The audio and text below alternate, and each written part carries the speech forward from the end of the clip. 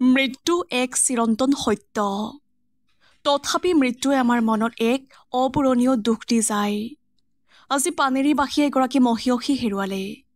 বৃহত্তৰ পানেৰী অঞ্চলৰ উন্নয়নৰ স্বাৰ্থত অঞ্চলটোক বহুকেইখন শৈক্ষিক প্ৰতিষ্ঠান উপহাৰ দিয়া ৰমণী ছাৰ আৰু আমাৰ মাজত নাই। গুচি গ'ল চিৰদিনৰ বাবে কোনোবা অচিন দেশলৈ।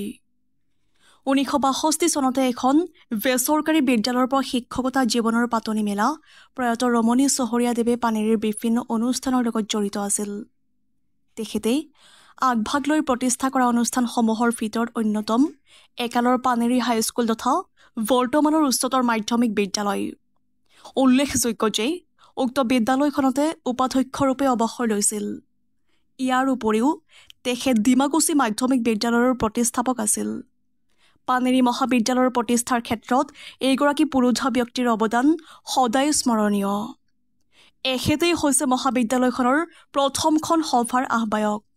লগতে প্ৰয়াত চহৰীয়াই পূব পানেৰী নামঘৰ আৰু চিলাৰায় ভৱন নিৰ্মাণৰ বাবে ভূমি দান কৰি মহানুভৱতাৰ নিদৰ্শন দি গ'ল। এখেত একেৰাহে সুশিক্ষিত সমাজ সংস্কাৰক, শিক্ষাবিদ, কেইবাখনো গ্ৰন্থৰ প্ৰণেতাৰ লগতে পানেৰী প্ৰেছ ক্লাব আৰু ফেৰগাঁও জিলা কোচ ৰাজবংশী সন্মিলনীৰ উপদেষ্টা। 93 বছৰ বয়সত বাৰ্ধক্যজনিত কাৰণত দেহাৱসান ঘটে প্ৰয়াত শিক্ষকগৰাকীৰ। তেখেতৰ মৃত্যুত শোকৰ ছাপ পৰিছে সমগ্ৰ অঞ্চলটোত।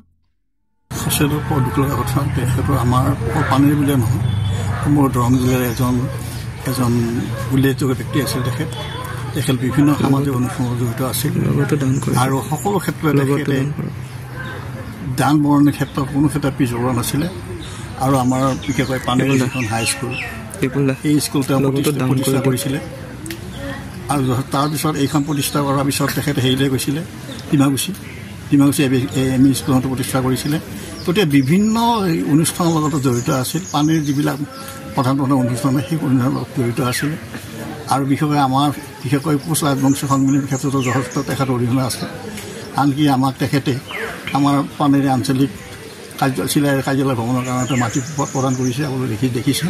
গতিকে সকলো ক্ষেত্ৰতে তেখেতে সহায় কৰিছিল মানুহক। আৰু আমাৰ এই অঞ্চলৰ যিখিনি অনুষ্ঠান প্ৰতিষ্ঠান সকলোতে তেওঁৰ হাত আছে, সকলোৱে তেওঁক শ্ৰদ্ধা কৰে। গতিকে সেইকাৰণে সেইজন পুৰুষাই ব্যক্তি হেৰুৱাৰ কাৰণে অকল আমি দুখ কৰা নাই, সমগ্ৰ দৰংবাসী আজি হেৰি কৰিছে। আজি আপোনালোকে দেখিছে অগণন মানুহ আহিছে, বিভিন্ন ধৰণৰ মানুহ আহিছে। কাৰণ তেখেতৰ জনপ্ৰিয়তাৰ ক্ষেত্ৰত কোনো ক্ষেত্ৰতে আমি পিছৰ বিভিন্ন সংগঠনে তেওঁক আজি অন্তিম অৱস্থাত শ্ৰদ্ধাঞ্জলি জ্বলাইছে। গতিকে সেইজন পুৰুষা ব্যক্তিক হেৰুৱাই আমাৰ যথেষ্ট ক্ষতি হৈছে। বিশেষকৈ সামাজিকভাৱে আধ্যাত্মিক ক্ষেত্ৰত যথেষ্ট তেওঁ হাত আছে, আধ্যাত্মিক ক্ষেত্ৰত তেখেতৰ যথেষ্ট গৰিমা আছে। এই যিটো আমাৰ নাম মন্দিৰ, এই মন্দিৰ তেখেতে প্ৰতিষ্ঠা কৰিছিলে। বিভিন্ন অনুষ্ঠানৰ লগত জড়িত আছে। অকল সামাজিক কৰাৰ ক্ষেত্ৰত তেখেতৰ বনাই শেষ কৰিব নোৱাৰি। শিক্ষাৰ ক্ষেত্ৰত যথেষ্ট বিভিন্ন আমাৰ পানেৰীৰ যিবিলাক শিক্ষা অনুষ্ঠান, প্ৰাইমেৰী স্কুল বা LP স্কুল, যিখন আমাৰ জৱাহৰলাল মজলীয়া বিদ্যালয় আছে, সেইখন তেওঁই প্ৰথম প্ৰতিষ্ঠা কৰিছিলে। মুঠতে বিভিন্ন অনুষ্ঠানৰ লগত জড়িত। আৰু আমাৰ পানেৰী কলেজৰ প্ৰথম মিটিংখন তেওঁ আহ্বান কৰিছিলে, যিখন পানেৰী কলেজখন বৰ্তমান হৈ আছে।